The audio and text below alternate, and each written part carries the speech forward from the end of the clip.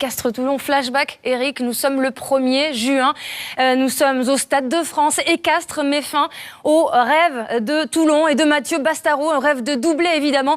Pas de doublé pour les champions d'Europe. La joie qui tranche, la joie des Castrés et de Rémi Thalès, leur ouvreur. Castres est champion de France. Eh bien, à peu près 100 jours plus tard, la revanche, en tout cas, les retrouvailles entre Castres et Toulon, revue et corrigée par Jérôme Pinault. En arrivant au stade, les Toulonnais n'ont pas croisé le bouclier de Brennus. Ils l'ont juste aperçu en poster taille XXL lors du tournage du trombinoscope.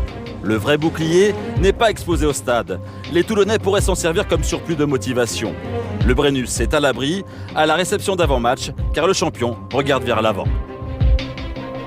On est très fiers de ce bouclier, on a fait tout ce qu'il fallait pour l'emporter. Maintenant, voilà, ça fait partie du passé et aujourd'hui, on a un autre match dans un autre contexte. La finale est vraiment là derrière, on a obligation de gagner aujourd'hui.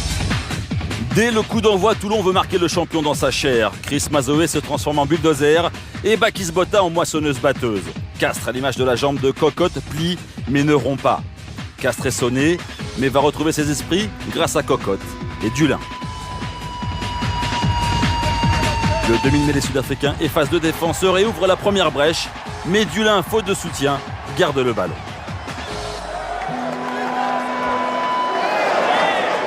Deuxième tentative, quelques minutes plus tard. Dulin, encore lui, récupère la balle, résiste au plaquage et met le turbo. Sa convocation pour le stage avec le 15 de France lui donne des ailes. Plutôt que de poursuivre au pied, Dulin préfère chercher du soutien sur sa gauche. Lamera, qui est passé par là, repart petit côté. La défense reprend le dessus. Dommage. La solution pour Lamera se trouvait sur l'extérieur. Pour débloquer la situation, Castres s'en remet à l'un de ses héros de la finale, Rory Cocotte.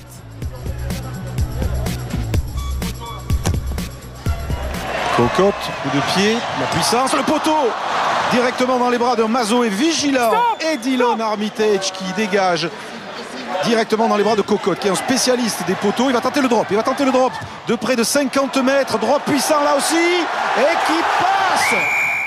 Un drop monumental qui a surpris surtout son entraîneur Serge Millas. Car dimanche dernier à Oyonnax, Cocotte avait tenté 2 drops au même endroit. Il les avait ratés et Millas, cette semaine, lui avait interdit de recommencer. Ça prouve bien qu'il a un gros caractère, qu'il a de la qualité, parce que même après l'avoir montré en vidéo collective, il a osé et puis surtout il l'a mis, quoi. Donc 3 points de plus à ce moment-là, c'était important. J'ai pris un peu de critique sur 2 drops enchaînés. Ouais, c'est opportunité comme ça arrive pas souvent, mais ouais, heureusement j'ai le temps pour essayer une drop et ça réussit. Les joueurs de talent ont souvent une forte personnalité. Cocotte n'échappe pas à la règle. Si les plus belles occasions sont pour les Castrais, Toulon, grâce au pied de Wilkinson, mène 9-6 à 4 minutes de la mi-temps. Touche offensive, touche dangereuse pour les Toulonnais. C'est le lancer de Brice Mac qui a trouvé non pas Richie Gray mais Yannick Caballero pour un groupe pénétrant du Castres Olympique qui va essayer de s'organiser à quelques mètres de l'embut toulonnais.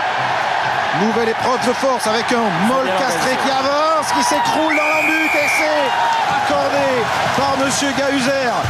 Un essai inscrit par le talonneur Brice Mac. Un essai d'avant, vous pensez, vous pariez, eh bien c'est perdu.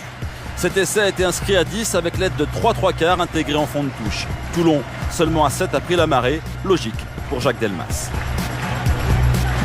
Je les avais déjà vus faire, peut-être que j'ai pas assez insisté, ça je le prends pour moi, j'aurais peut-être dû insister, avertir les joueurs davantage, en parler avec les 3/4 pour qu'ils s'y viennent, pour qu'au moins on mette 1 voire 2 3/4 supplémentaires, on ne l'a pas fait, donc je pense que le troisième match il est là aussi, donc j'ai aussi ma part de responsabilité, il ne faut pas se défausser, voilà.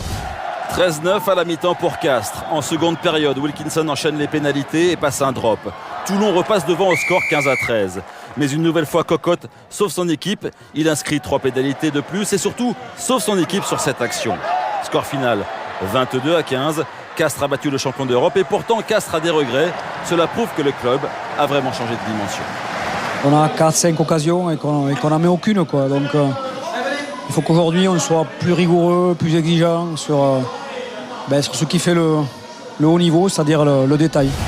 Le héros du match est sélectionnable en juillet 2014 pour jouer avec le 15 de France. Avec un tel match, Cocotte a dû séduire le coq tricolore.